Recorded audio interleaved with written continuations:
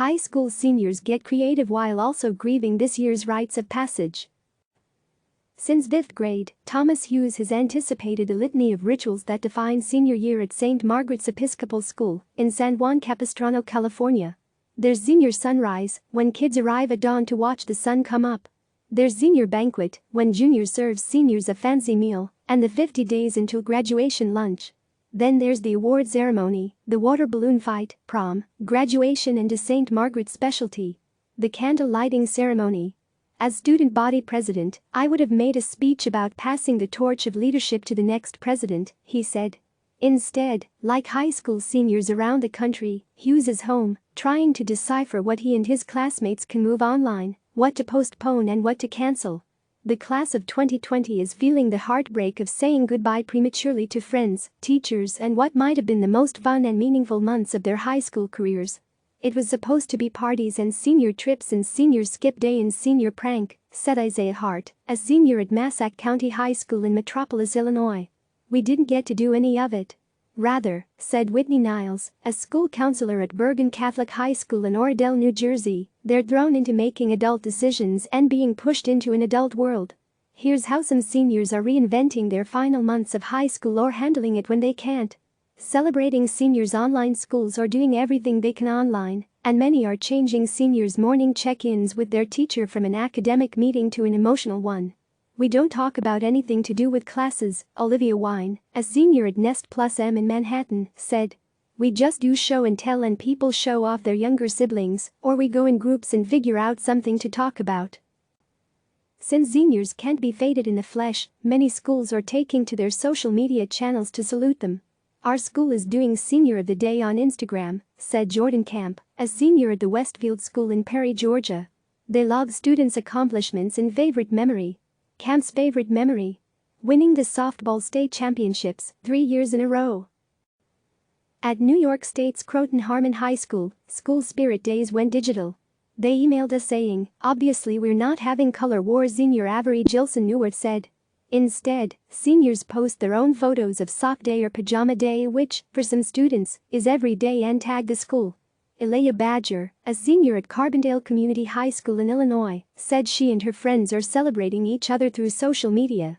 We share our memories on Snapchat. We tag each other, mention each other, go through our memories together online. Eyes on the fall. Senior year is not just about combing through the past or exulting in the present. All those rites of passage are about preparing for the future.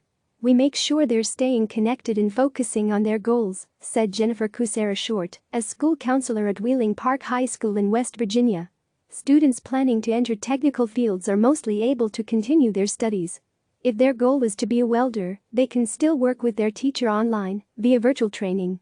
Though military orientations are largely cancelled for the summer, many of Kucera Short students are still having online meetings with recruiters. College-bound kids, if they didn't visit potential schools pre-pandemic, are restricted to virtual visits. Hughes sits in on online classes and attends virtual campus tours, but it's not the same. I don't think you can get a feel for a school's atmosphere by sitting in on a Zoom call with professors, he said. Wine has been getting creative in trying to choose a college without visiting. It's a lot of Instagram stalking and as much emailing random people as we can find, she said. A note to a UCLA professor resulted in a long phone call. Everyone's willing to talk to you. She now has to not just consider campus life, but school's online teaching capabilities, in case she's sent home again later in the fall.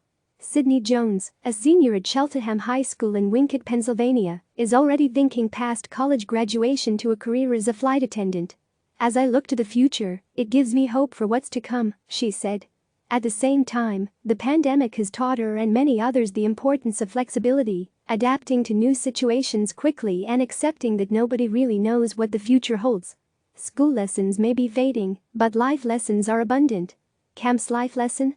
Never take school for granted again. I want to see my friends, she said. I'm just really going to throw myself into college. I don't want to miss out.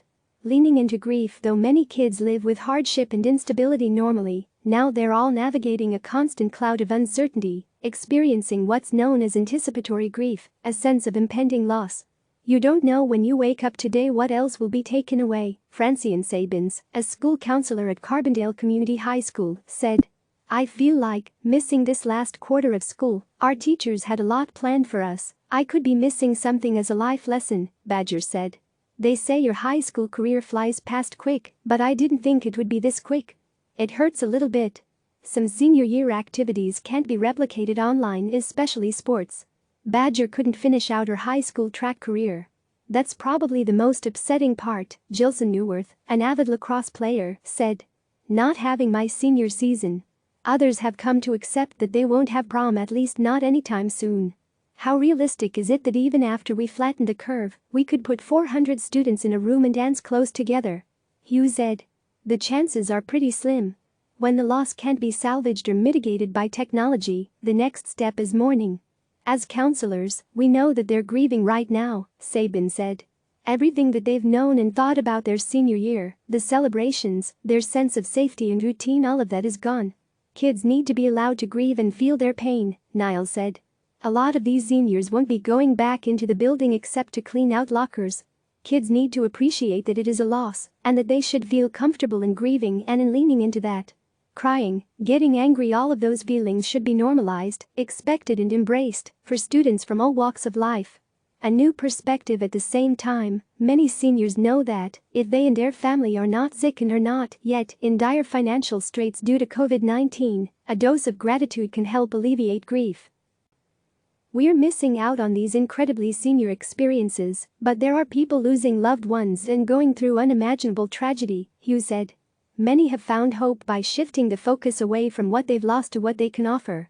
Hughes and his friend are writing a class song, using a fun fact about every classmate. He's also writing letters to significant people in his life, from former teachers to family friends. This is giving me time to take a second and recognize all the people who have gotten me here, he said. I was tricked out of a year that was supposed to be a good year, but if you don't keep talking about how bad it is and go for a more positive direction, we all can come together and show everyone that we can move past something as tragic as we have going on, Joan said.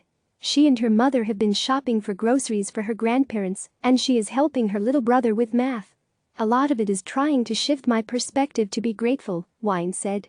As much as it's sad and hard, I'm trying to also ask how we can use this time positively and help others and strengthen our little community, even if it's just calling a friend. She noted that the pandemic is forcing everyone to actually figure out what is important to us and what is just background noise. One thing they do know. They've got time even if it's on a delay. It's just a blip in a road, Wine said. It doesn't mean that anything is truly lost. Hughes mitigates the pain of the present by thinking about what life will be like on the other side. At some point we'll be able to see each other again, all together and close and all that good stuff, and that day will be really, really special. Click subscribe to receive the latest news.